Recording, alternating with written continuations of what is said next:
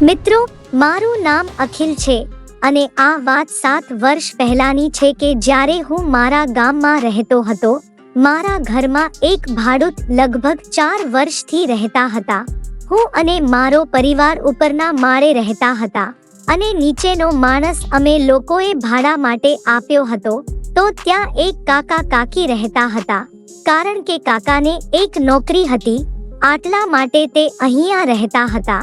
તેને 2 દીકરાઓ હતા, પણ તે લોકો બહારના દેશમાં રહેતા હતા. તે ત્યાં ભણી રહ્યા હતા. તે કાકા કાકી સાથે મારી બહુ વાતો થતી હતી. અમારે લોકોને ઘર જેવા સંબંધો થઈ ગયા હતા. પણ આ સંબંધો હવે ક્યાં સુધી ઊંડા જવાના હતા એ હું તમને આ વિડીયોમાં જણાવીશ. તો આ વિડીયોમાં છેલ્લે સુધી બન્યા રહેજો. મારા પરિવાર વાળા પણ તે લોકોની સાથે ખુલીને વાત કરતા હતા. પણ તે કાકી મારાથી દૂર રહેતા હતા. તેનો સ્વભાવ થોડોક અટપટો હતો. નાની એવી વાતમાં તેને ખોટું લાગી જતું હતું. તે મારી સામે આમ તો ગમે તેવી રીતે જોતા રહેતા. હું જ્યારે પણ તેને જોતો તો મારો ખીલો ખસી જતો હતો. ક્યારેક હું તેની સાથે ગમે તેવી મજાક કરી લેતો તો તે મને કંઈ કહેતી ન હતી. પણ એકવાર ઉનાળાના દિવસોમાં મને બહુ ગરમી થતી હતી. આથી હું અગાસી ઉપર આંટા મારતો હતો. પછી થોડીક વાર પછી કાકી પણ ત્યાં આવી ગયા હતા. તેણે મને જોઈને સ્માઈલ આપી હતી. પછી અમે લોકો ત્યાં અગાસી ઉપર જ વાત કરવા લાગ્યા. તે મને મારા ભણતર વિશે અને મારા ભવિષ્ય વિશે પૂછવા લાગ્યા હતા. તો થોડાક ટાઈમ અમે લોકોએ એમ જ વાત કરી હતી. પછી હું ત્યાંથી જતો રહ્યો. હું તેની સાથે આટલી બધી વાત નહોતો કરી શકતો. પણ એક દિવસ હું મારી નાવાની જગ્યામાં કાંઈક સાફ કરી રહ્યો હતો અને તેમાં બારી હતી. તે અગાસી ઉપરથી પણ દેખાતી હતી. જો આપણે તે અગાસી ઉપર ઊભા રહીને જોઈએ તો નીચેથી સાફ ચોખ્ખું દેખાતું હતું. પણ હું તો મારી ધૂનમાં જ મસ્ત રીતે નીચેનું સાફ કરી રહ્યો હતો. પણ મને ખબર જ નહોતી કે ઉપર ઊભેલો માણસ પણ નીચે જોઈ શકતો હશે. મેં મેદાન સાફ કરીને તેને મસ્ત રીતે સાફ કરી નાખ્યું હતું. જ્યારે હું મારું મેદાન સાફ કરતો હતો તો મારો ખીલો પણ હવે આમ થઈ ગયો હતો. હવે મિત્રો, તમને તો ખબર જ હશે કે આપણે જ્યારે નાતા હોઈએ ત્યારે આપણે જો તેને વતાવીએ તો તે સીધો ફૂફાડા જ મારવા લાગે છે. આટલા માટે આપણે તેને માંડ શાંત કરીએ છીએ. મેં નીચેના મેદાનને ઘણા સમયથી સાફ કર્યું ન હતું. પણ પછી જેવું મેં તેને સાફ કર્યું તો હવે ખીલો પણ ત્યાંથી સીધો હલી ગયો હતો. એ જોઈને મને પણ થોડુંક સારું લાગતું હતું. હવે થોડી વાર થઈ તો તે નીચે નમવાનું નામ નહોતો લેતો. આથી મારે મારા હાથથી જ કામ કરવું પડ્યું હતું. આથી મેં મશીન ચાલુ કરી દીધું હતું. પણ પછી જ્યારે મને ખબર પડી કે તે મશીનમાંથી પેટ્રોલ બહાર આવવાનું હતું તો મેં ગાડીની સ્પીડ વધારી દીધી હતી. પછી તો વરસાદ પણ થઈ ગયો હતો. ત્યારે મને થોડીક શાંતિ થઈ હતી. પછી જેવી મેં આંખ ખોલી તો મારી નજર સીધી બારીમાંથી તે અગાસી ઉપર ગઈ હતી. તો ત્યાંથી કાકી મને જોઈ રહ્યા હતા. જેવા મેં તેને જોયા તો મને બહુ શરમ આવી ગઈ હતી. મને એમ થતું હતું કે હવે મારું શું થશે. આથી હવે હું જ્યારે પણ તે કાકીને જોતો તો હું દૂર ભાગી જતો હતો. જ્યારે પણ તે મારી સામે આવતા તો હું સ્ટકબારી શોધતો હતો. તે મને જોઈને મારી સામું હસતી રહેતી હતી. કારણ કે ગરમીના દિવસો જ એવા હતા. એટલે મારે મજબૂરીમાં આવું બધું થઈ જતું હતું અને મારે તે અગાસી ઉપર હાલવાની આદત હતી. તો એક દિવસ હું આમ જ બપોર પછીના સમયગાળામાં અમારા ધાબા ઉપર આંટાફેરી કરતો હતો. તો ત્યારે પણ તે કાકી ઉપર આવી ગયા હતા. તે જ્યારે આવ્યા તો હું સીધો નીચે જવા લાગ્યો. કારણ કે મેં જે કાંડ કર્યા હતા તેને તે બધા જોઈ લીધા હતા. કારણ કે મારો ખીલો એવો થઈ ગયો હતો કે મેં તેને બતાવી દીધો હતો. જેવો હું નીચે જતો હતો તો તેને મને રોકી લીધો હતો. આથી હું થોડુંક ગભરાઈ ગયો હતો. પછી તે મને એ રમરમાટી વાળી વાત કરવા લાગી હતી કે જ્યારે હું મારું મેદાન સાફ કરતો હતો તેને મને કીધું કે તું કેમ મને જોઈને ભાગવા લાગે છે અને તું આટલો બધો ગભરાવવા કેમ લાગે છે. અને જો તું પેલા દિવસની વાતથી ડરતો હોય તો તું ડરતો બરતો નહીં. હું કોઈને કહેવા નહીં જાવ. કાકી એ મને થોડોક ભરોસો આપ્યો. આથી મને થોડીક રાહત થઈ હતી. પછી તે મને કહેવા લાગી કે હું આટલી બધી પણ ખરાબ નથી. હવે તું મારા પર આટલો તો વિશ્વાસ મૂકી જ શકે છે. મેં તેને જોયા તો તે મારી સામે હસી રહી હતી. પછી મેં પણ તેને જોઈને હસી દીધું હતું. તે મને પૂછવા લાગી કે હું સારું તો તું મને એ વાત જણાવ કે તું એ દિવસે ત્યાં નીચે શું કરી રહ્યો હતો. આ વસ્તુ તું રોજ કરે છે કે? આ સાંભળીને હું પણ ચોંકી ગયો હતો. મને હવે એમ થતું હતું કે મારે તેને શું જવાબ આપવો. પણ મેં નાટક કરતા મેં તેને એમ કીધું કે હું કંઈ સમજ્યો નહીં. તમે મને શું કહેવા માંગો છો? હું નાવા તો રોજ જાવ છું. પણ પછી તે બોલ્યા કે હું નાહવાની વાત નથી કરી રહી. તું એ દિવસે ત્યાં નીચેના જંગલમાં શું કરી રહ્યો હતો? હું એ દિવસની વાત કરી રહી છું કે જ્યારે તું આંખ બંધ કરીને. તો આ વાત સાંભળીને મારો પણ ચહેરો હવે લાલ થઈ ગયો હતો. આથી હું નીચે જ જોઈ ગયો હતો. તે કાકી મને કહેવા લાગ્યા કે તું કેમ આટલો બધો શરમાય છે? હવે આવી બધી વસ્તુ તો નોર્મલ જ કહેવાય છે. તું મારી સાથે ખુલ્લા મગજથી વાત કર. આ વસ્તુ તો મહિલાઓ પણ કરે છે. તો તું શા માટે ડરે છે? મેં તને આટલો બધો પણ મુશ્કેલ સવાલ નથી કર્યો કે તું મને જવાબ ના આપી શકે. પછી મેં તે કાકીને કીધું કે અરે તમે ધીરે ધીરે બોલો. કોઈ સાંભળી જશે તો બહુ પ્રોબ્લેમ થશે. મને એ વાતનો ડર હતો કારણ કે ત્યાં ગમે ત્યારે કોઈ ઉપર આવી જતું હતું. કાકી મને કહેવા લાગ્યા કે હવે આપણા બંને સિવાય ઉપર તો હવે કોઈ નહીં આવે. પણ જો તું કહેતો હોય તો હવે આપણે ધીરે ધીરે વાત કરીશું. જો હવે કોઈ ઉપર આવશે તો આપણે ટોપિક જ બદલી નાખશું. તું ચિંતા કરમાં. હવે મને તે કાકીનો થોડોક ઈશારો સમજાઈ રહ્યો હતો. તે જાણી જોઈને મારી હારે ઊની વાત કરવા લાગી હતી. પણ હવે મને પણ તેની હારે થોડુંક સારું લાગતું હતું. તેની સાથે રહીને મારો ખીલો પણ ખસી જતો હતો. આથી મારે મારા ખીચામાં હાથ નાખીને તેને સરખો કરવો પડતો હતો. હવે અમે બંને બહુ સારા મિત્રની જેમ વાતો કરતા થઈ ગયા હતા. પણ હવે અમારે તો બધાની સામે તો નોર્મલ જ રહેવાનું હતું કે જેથી કરીને આ વાત કોઈને ખબર ના પડે. તો હવે એ વખતે મેં તે કાકીને માંડ પહેલીવાર આખા જોયા હતા. મેં તેની વાડીના ચારે શેઢાને જોયા હતા. તો માટે કાકી મને કહેવા લાગ્યા કે તું કેમ આવી રીતે મારી સામે જુએ છે? તો હું તેના આ સવાલમાં ગભરાઈ ગયો હતો. પછી મેં તેને કીધું કે ના એવી કઈ વાત નથી. તો પછી તે મને કહેવા લાગ્યા કે હવે આપણે બંને જો હવે સારા પાસે આવી ગયા છીએ. જો તું મને તારી ફ્રેન્ડ માનતો હોય તો મને મંજૂર છે. અને બીજું પણ બધું ચાલશે. તું હવે મને કાંઈ પણ કહી શકે છે. હવે ડરતો નહીં. હવે મને સમજાતું નહોતું કે હું તેને હવે શું જવાબ આપું. મને તો એમ જ થતું હતું કે હું સીધો તેની ઉપર જ જાઉં. પણ મને થોડોક ડર લાગતો હતો કારણ કે મને તેના ઉપર આટલો બધો ભરોસો પણ ન હતો. તેનું ગમે ત્યારે છટકી જતું હતું. પછી તે મને કહેવા લાગી કે હવે તું મને ગમે તે વાત તો શેર કરી શકે છે. હવે મને એમ લાગતું હતું કે તે વધારે મારી પાસે આવવા માંગે છે કારણ કે તેને ખબર હતી કે હું આવી બધી વાતમાં બહુ માનતો હતો. મેં તેને કીધું કે હું હવે આ કામ તો રોજ નીચે કરું છું. તો તે મને કહેવા લાગી કે કેમ? તો મેં તેને કીધું કે તો શું તમે પણ આવું ક્યારેક તો કરતા હશો ને? તો તે મને કહેવા લાગી કે ક્યારેક તો થઈ જાય છે. હું પણ માણસ છું. મને પણ શોખ તો થતો જ હોય ને. પણ પછી મેં તેને કીધું કે શું તમે રોજ કરો છો? તો તે મને કહેવા લાગી કે હા હું તો રોજ કરું છું.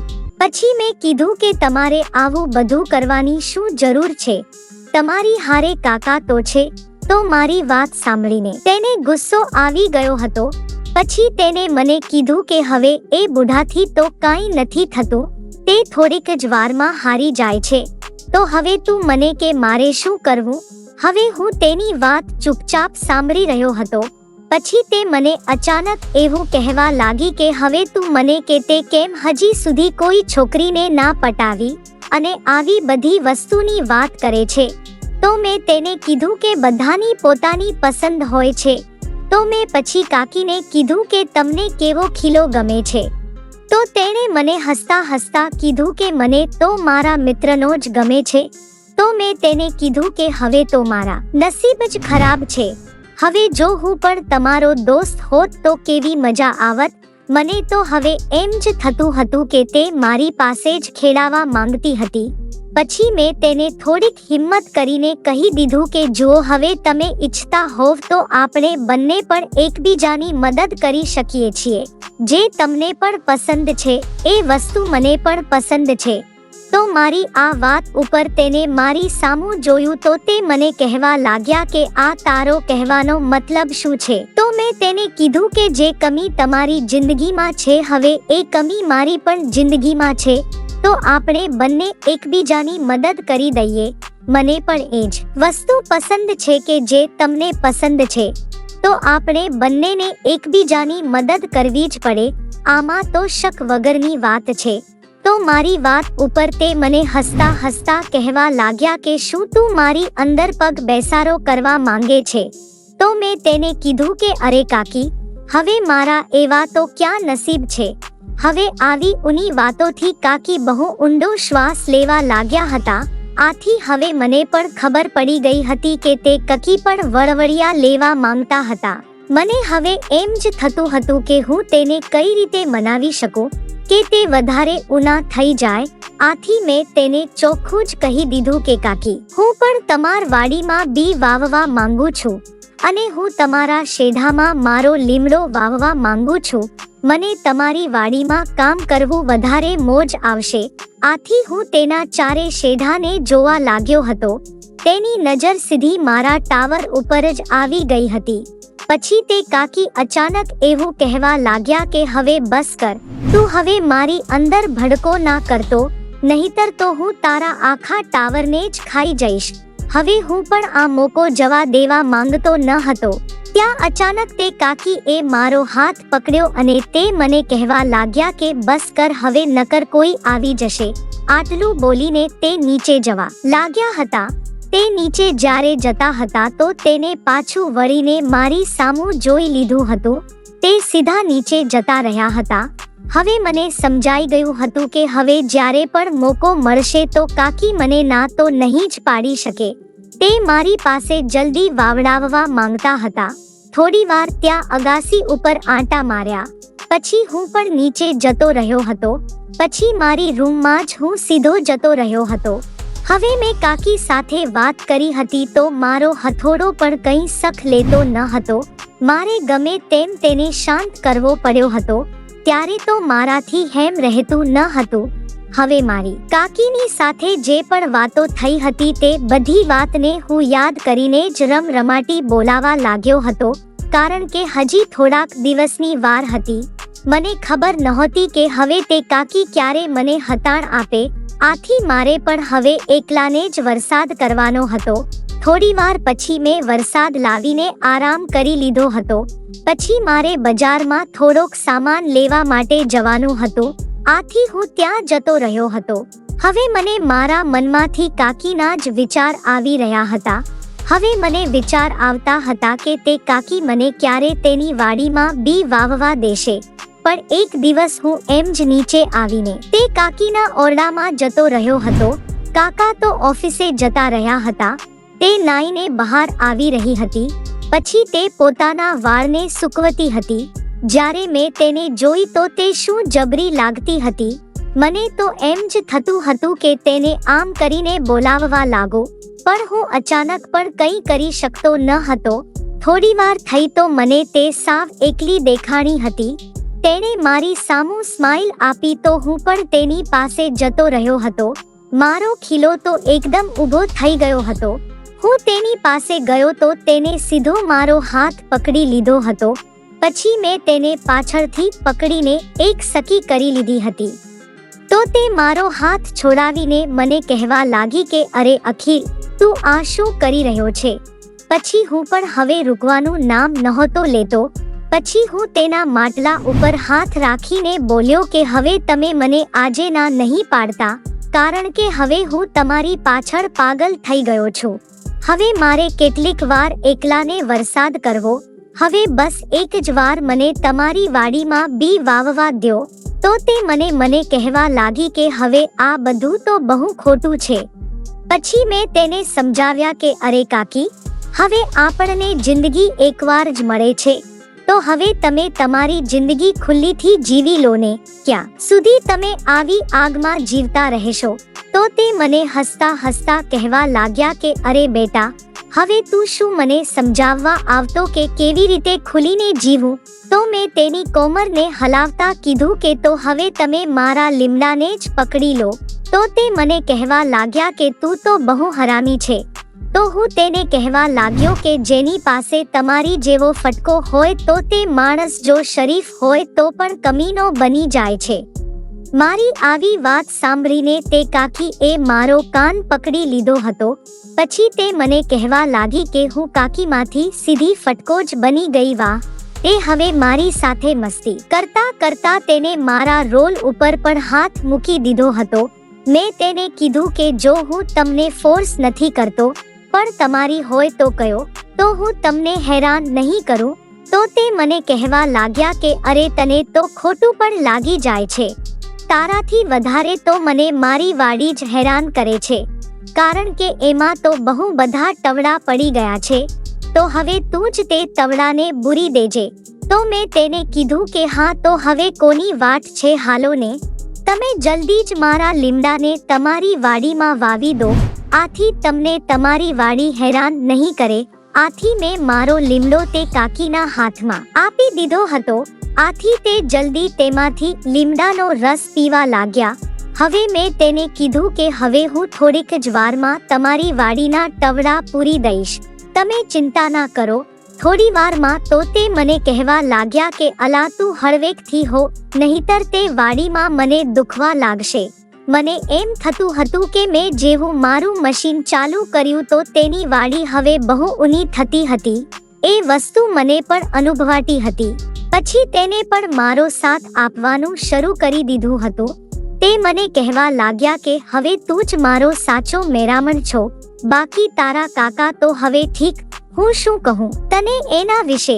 મેં કીધું કે હવે તમે કહેશો તો હું ગમે ત્યારે તમારી વાડીમાં બી વાવી દઈશ. તો તે મને કહેવા લાગ્યા કે હવે તું મને તમે કહેવાનું છોડી દે.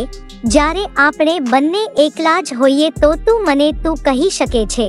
થોડી વારમાં તો તેને લીમડો પકડીને તેની વાડીમાં રોપી દીધો હતો. તેને પોતાની વાડીની બધી ચાદર કાઢી નાખી હતી. નાની મોટી ચાદર પણ તેણે કાઢી નાખી હતી. હવે મારે તો બસ ખાલી તેમાં પગ પેસારો જ કરવાનો હતો.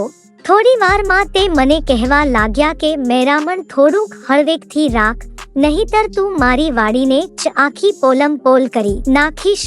તો મેં તેને કીધું કે અરે કાંઈ વાંધો નહીં, તમે જેમ કહેશો એમ હવે તમારી વાડીમાં પગ પેસારો થશે. બહુ ચિંતા ના કરો. જ્યારે પણ તમાર વાડીમાં ટવડા પડે તો મને બોલાવી લેજો. હવે તે મને રોજ બોલાવી લેતા હતા. મિત્રો, જો તમને વાર્તા ગમી હોય તો તેને લાઈક કરી દેજો. ધન્યવાદ.